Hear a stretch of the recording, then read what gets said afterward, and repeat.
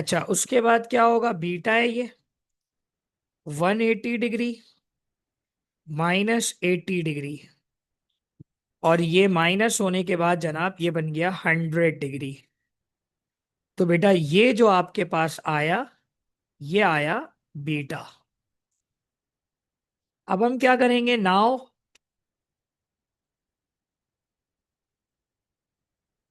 Now b upon sine beta, c upon sine gamma, values put करते हैं। Sign beta हो गया sin 100, सी हो गया 55 सेंटीमीटर, और गैमा हो गया 50 डिग्री। ये sin 100 यहाँ डिवाइड हो रहा है, वहां ले जाएंगे, बल्कि इसका सेंटीमीटर हटा दो। सही है, तो B 55 multiply by sin 100 divided by sin 50। इसे आप कैलकुलेटर में रखिए और मुझे वैल्यू ऑफ बी निकाल कर दीजिए, क्या निकल रही है। और फिर इसमें एक लाइन आ जाएगी और आंसर आ जाएगा हमारे पास।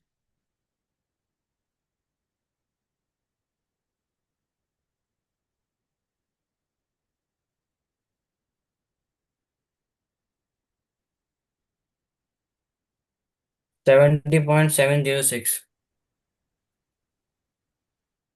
क्या आ रहा है? 70.706। 70.706 सेंटीमीटर पर। तो हमने लिख दिया भाई, डायगोनल की लेंथ वैसी बड़ी होती है। Length of the diagonal is 70.706। ये आपका फाइनल आंसर आ गया। ठीक है भाई, तो इसका स्क्रीनशॉट ले लीजिए। सवाल बहुत आसान था, कोई मुश्किल नहीं था। इसके बाद वाला थोड़ा टेक्निकल है।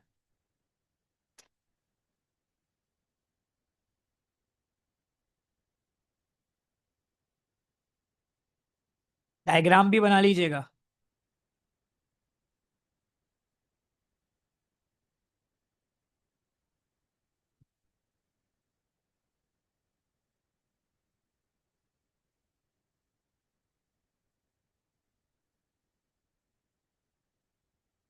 ठीक है भाई, क्लियर हो गई बात?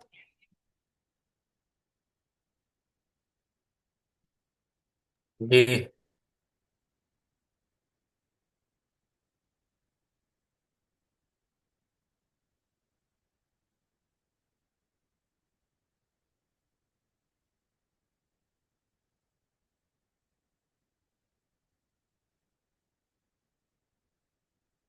नाउ अब जा रहे हैं हम क्वेश्चन नंबर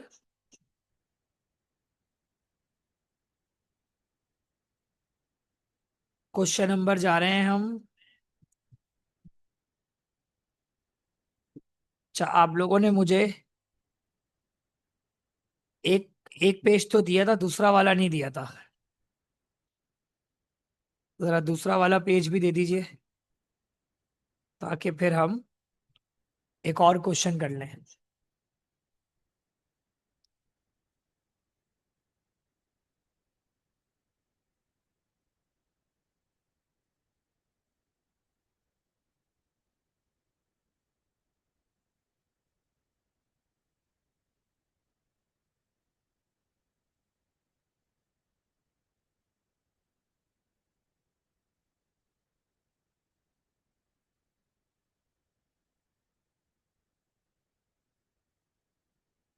जी, मिल गया है क्वेश्चन है।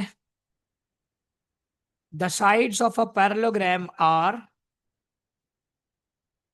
The sides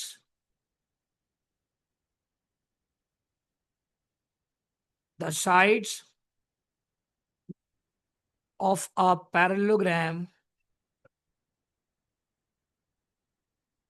are 25 and 35 centimetre. Okay, उसके बाद कह रहे हैं and one of its angles is यानी one of its angle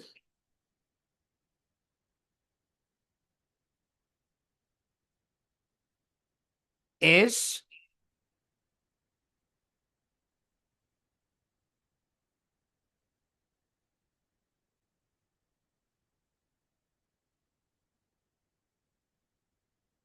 is 36 degree.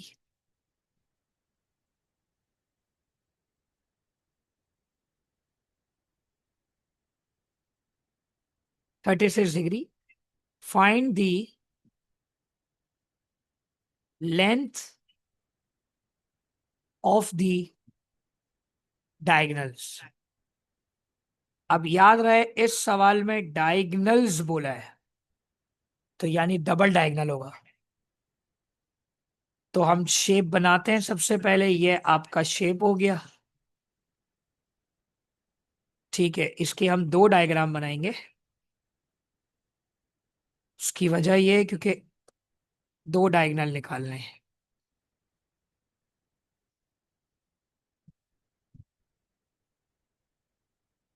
ठीक है, दोनों को मैंने यहाँ साइड पे ड्रॉ कर दिया है।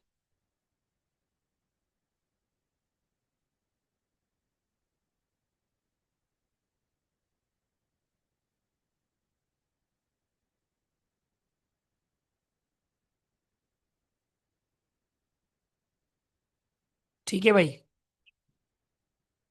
अब हम नाम लिख लेते हैं भाई।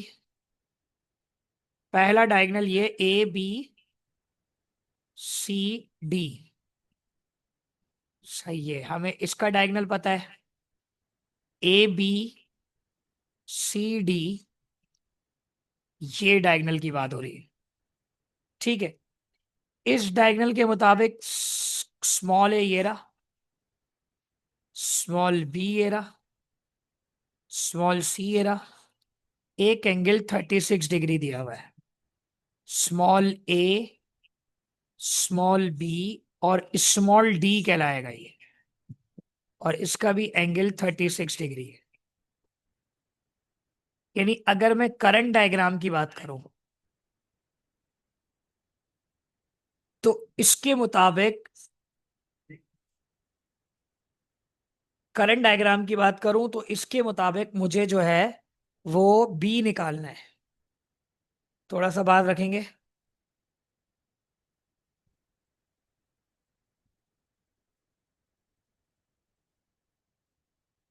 जी, तो इसके मुताबिक क्या होगा कि भाई हमें अगर बी निकालना है तो वी नो डैट अगर मुझे बी निकालना है तो मुझे ए पता होना चाहिए, मुझे सी पता होना चाहिए और मुझे कॉस बीटा पता होना चाहिए।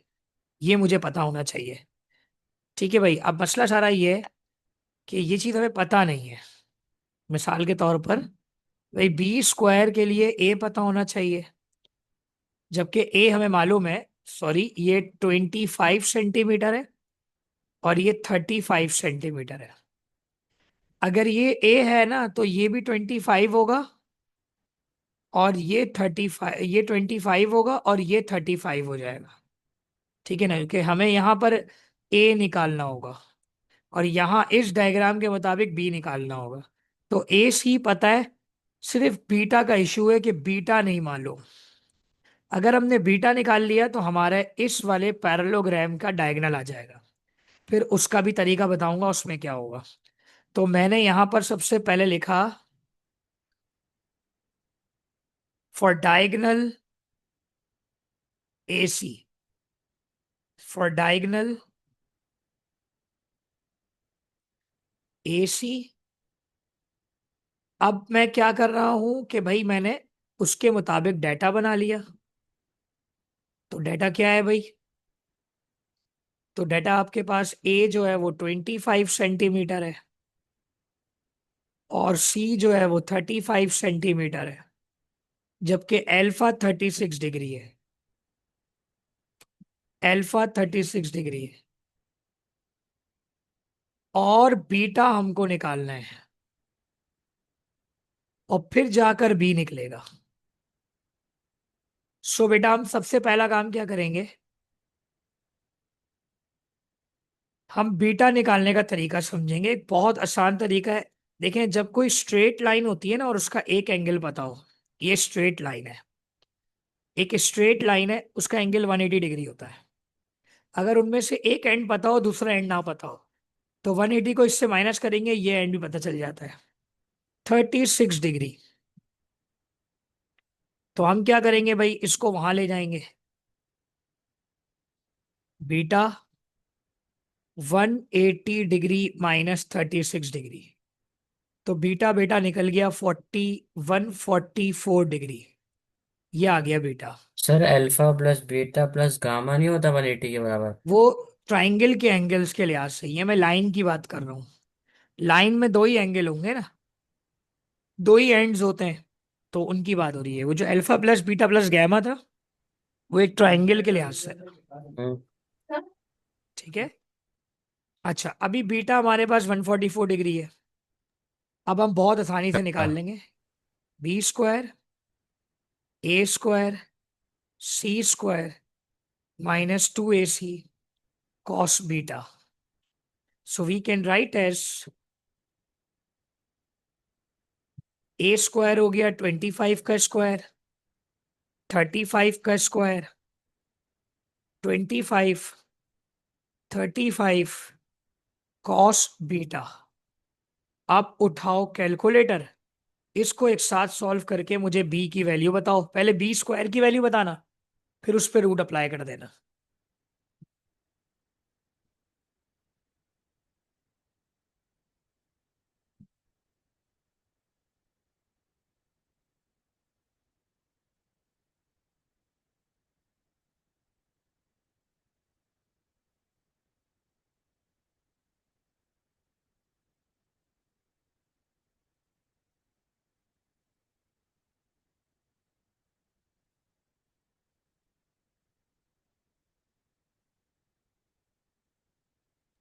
434.22। 434.22। Double two. आगे कुछ नहीं है। जी। एक मिनट। 025। 025। अब इस पर रूट लगा देंगे, रूट ऑन बोथ साइड।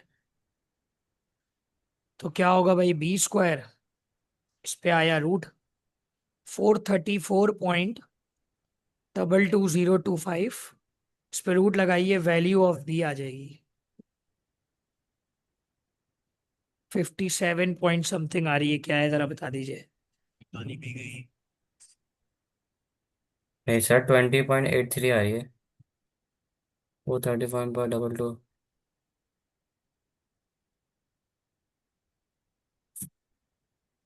क्या आ रही है, 20 पॉइंट। 8379।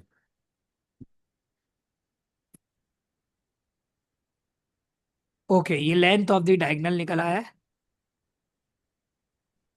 डायगोनल AC आपके पास कितना है, 20.837। आपने कॉस 144 रखा है, कॉस 36 रखा है। 144। ओके, अब आ जाइए नई चीज पर।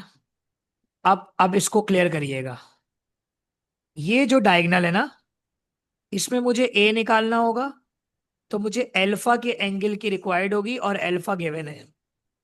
बाकी बी सी होता है, लेकिन यहाँ डी लिखा हुआ है, तो हम फॉर्मूले में थोड़ी सी चेंजेस कर देंगे और डी लिख देंगे। अब हम लिखेंगे for diagonal B D, for diagonal B D. ठीक है भाई, तो डायगोनल बी डी के लिए बी जो है वो 25 सेंटीमीटर है, डी जो है वो 35 सेंटीमीटर है। ठीक है। अल्फा जो है बेटा वो 36 डिग्री है। हमें ए निकालना है, यानी डायगोनल की लेंथ निकालनी है।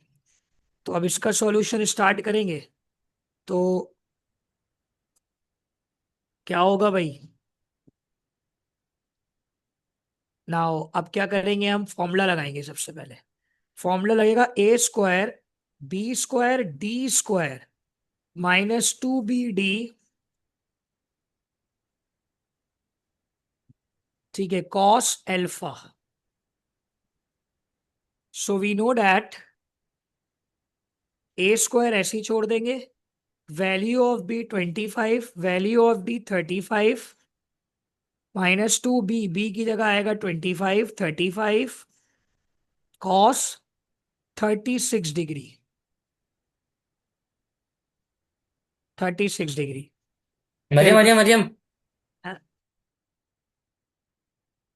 ये एक साथ करिए और मुझे बताइए कि इसका कैलकुलेशन क्या आएगा।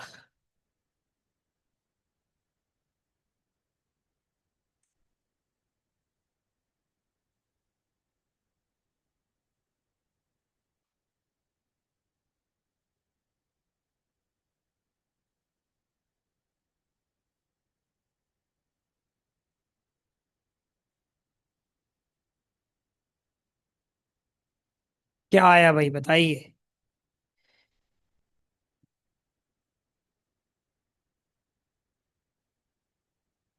कैलकुलेटर में करिए और ए स्क्वायर बताइए।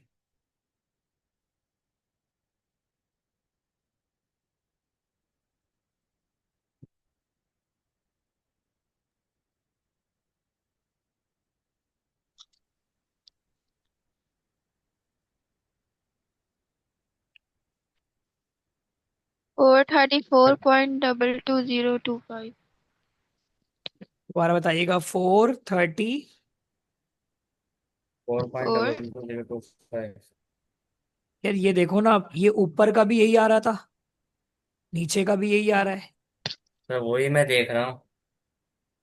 हालांकि मैंने कॉस 144 दोबारा चेक करें ऊपर वाले को दोनों। लिखा था। 25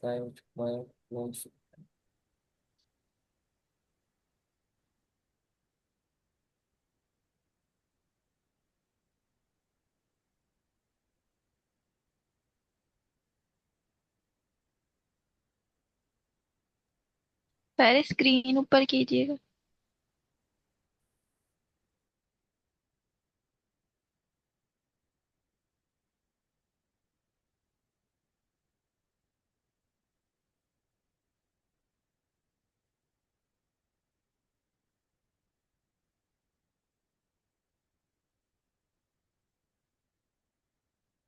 और ऊपर वाले आ रहे 3265.77। जी बिल्कुल, मैं आपसे यही कह रहा था, रीचेक कर लीजिए।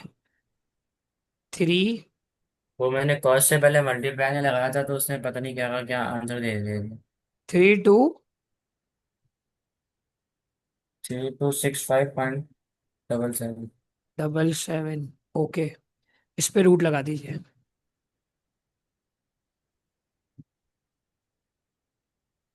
हाँ।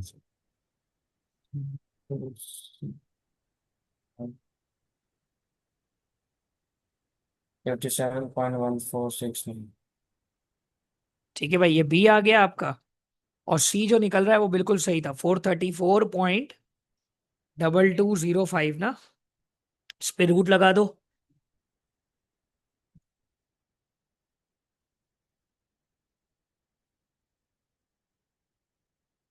क्या आ रहा है इसका आंसर?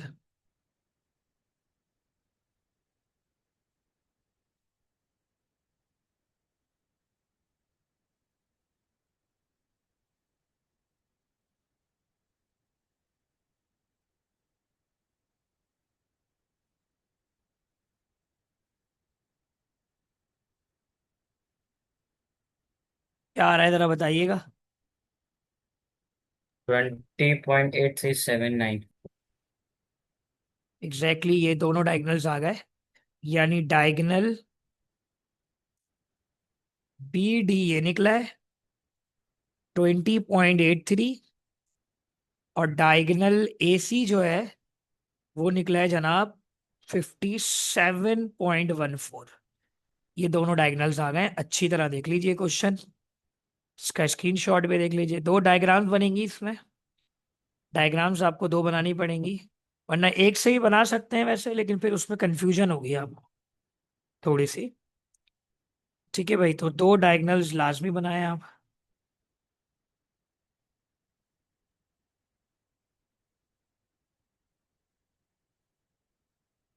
ठीक है भाई।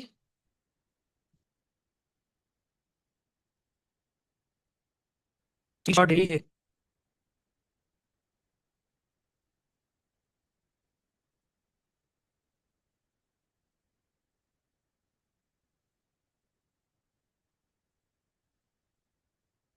ठीक है, अब जा रहे हैं हम क्वेश्चन नंबर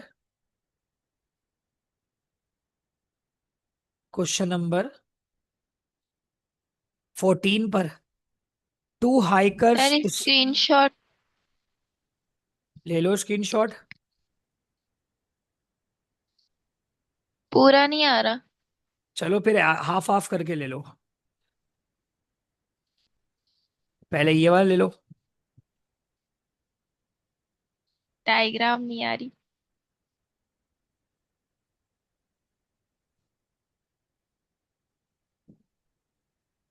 थोड़ा सा और ऊपर।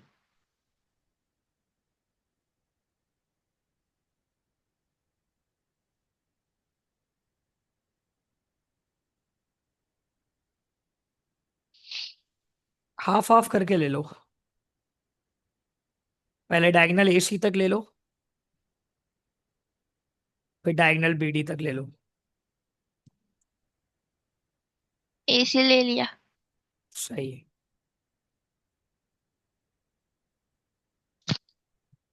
ठीक है भाई, क्वेश्चन अब चेंज हो रहा है। क्वेश्चन है, two hikers start from the same point, one walks 9 kilometre heading east and other one 10 kilometer heading 55 degree northeast. How far apart are the end of their walks? तो यहाँ बात east west की हो रही है, तो हमें थोड़ा सा एक तरीका है कि भाई हमें इसमें ये चीज मेंशन करनी पड़ेगी।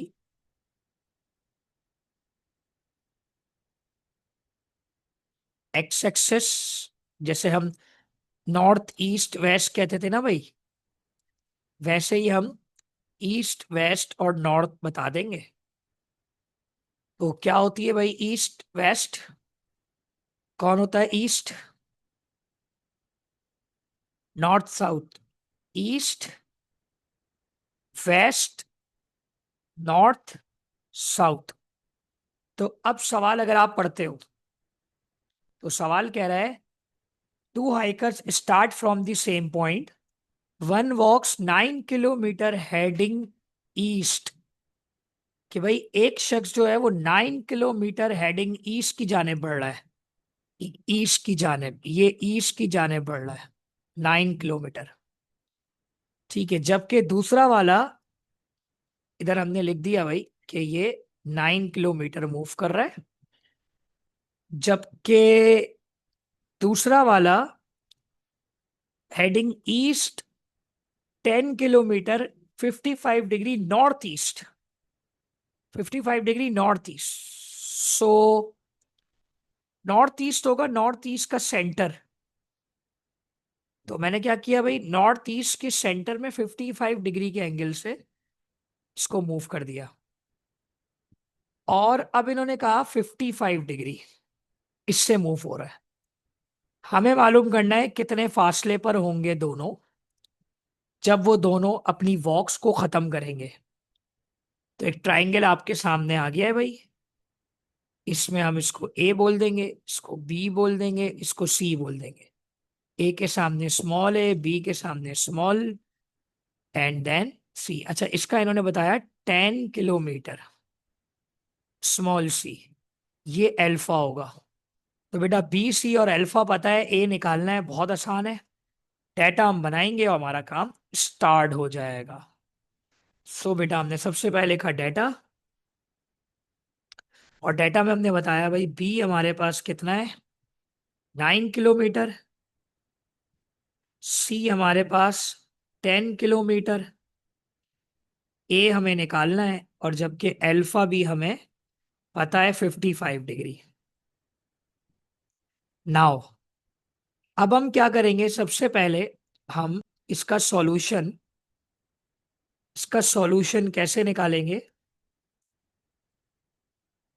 इसका सॉल्यूशन हम निकालेंगे जस्ट लाइक हमने लॉ ऑफ कोसाइन को इस्तेमाल किया, -2bc कॉस एल्फा। तो क्या होगा, बी हमारे पास 9 का स्क्वायर है, ये 10 का स्क्वायर है, 9 10, 9 10 और कॉस 55 डिग्री। उठाओ कैलकुलेटर और ए स्क्वायर विथ रूट बताओगे मुझे नीचे कि भाई ए की क्या वैल्यू निकल रही है। रूट लगाने के बाद डायरेक्ट बताओगे। तो ये हाइकर्स वाला सवाल था। आसान सवाल है, मुश्किल नहीं है। आयशा बेटा, आपने बहुत देर से ज्वाइन किया है, क्यों, खैरियत बेटा? और आपने आज फिजिकल क्लास भी नहीं ली।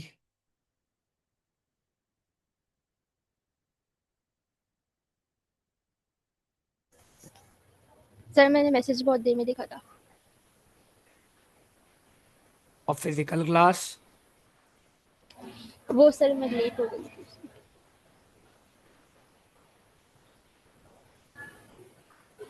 9:30 पे आप रेडी रहा करें।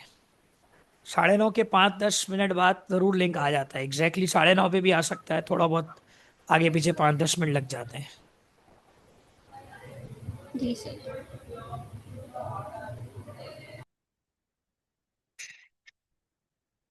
जी, उमर एंड हमना, इसकी कैलकुलेशन करें और मुझे एग्जैक्टली इसका आंसर बताइए कि आपका आंसर क्या आ रहा है।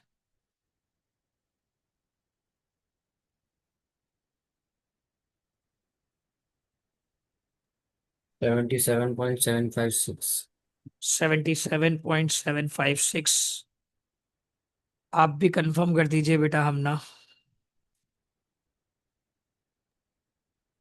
रूट लगाने के बाद 8.817 आएगा रूट और लगाने ये के वाला बाद, ऊपर आएगा। अच्छा, ये 77.756 ऊपर है, आफ्टर रूट जो है 8.817। जी। 8.817। ओके, फाइन है। ये आ गई आपकी कि जब हाइकर्स ने अपना अपने आप को मूव करना बंद किया होगा तो ये इतने डिस्टेंस पर होंगे, 8.817 पर। ठीक है भाई, ये हो गया क्वेश्चन हमारा, क्वेश्चन सर नंबर। इसका यूनिट क्या होगा? किलोमीटर होगा ना? किलोमीटर जी, किलोमीटर। जो ऊपर यूनिट है वही नीचे होगा। अच्छा भाई, ये आखिरी सवाल है और टाइम भी 2 मिनट का है, तो ये सिर्फ मैं एक्सप्लेन करूंगा, आप इसको खुद करेंगे। Two planes start from Karachi International Airport at the same time and fly in the direction that makes an angle of 127 degree with each other. Their speeds are 525 kilometer per hour. How far apart they at the end of their 2 hours of flying time? 2 hours इन्होंने flying time दे दिया है। तो sir ये question कौन सा है? Question number आखिरी है, 15 है ये। सबसे पहले हम क्या करेंगे कि हम इसको थोड़ा सा, नहीं ये गलत हो जाएगा, ये डायग्राम नहीं होगी। डायग्राम कुछ इस तरीके से बनेगी कि दो जो है प्लेन जो है वो सेम टाइम पर मूव कर रहे हैं, 525 किलोमीटर पर आवर।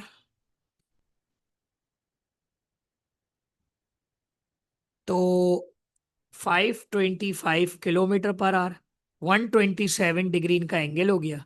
तो ए, बी, सी, बी के सामने स्मॉल बी, सी के सामने स्मॉल सी, ये अल्फा। ठीक है, हमें ये दोनों 2 घंटे बाद कहाँ होंगे? तो ये जो स्पीड है ना, इसका बड़ा मसला है। स्पीड जो है वो आपकी 1 घंटे की है, डेटा में हमें 2 घंटे करने पड़ेंगे। फर्स्ट ऑफ ऑल हम डेटा बनाएंगे और आगे काम आप खुद कर लोगे। बी 525 है, इसको 2 से मल्टीप्लाई करेंगे, 1050। सी 525 है, इसको भी 2 से मल्टीप्लाई करेंगे, 1050। ठीक है, एल्फा दिया हुआ है 127। लॉ ऑफ कोसाइन इस्तेमाल होगा, बआसानी आ जाएगा। 1050 किलोमीटर आपको यहाँ स्पीड रखनी पड़ेगी। बाकी आप समझ गए, बहुत आसान सवाल है। लॉ ऑफ कोसाइन इस्तेमाल करेंगे, आराम से आंसर आ जाएगा। तो भाई मीटिंग एंड हो रही है और हमारी एक्सरसाइज भी एंड हो गई है। ठीक है भाई, तो इसी का स्क्रीनशॉट ले लीजिए, फिर क्लास को एंड कर देते हैं।